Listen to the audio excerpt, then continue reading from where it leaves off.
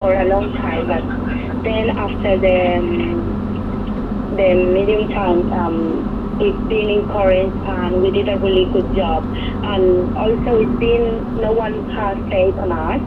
And it's been said that Spain has no goal, but we have made 10 goals in 2 matches, so it's probably that we are doing something right, I mean.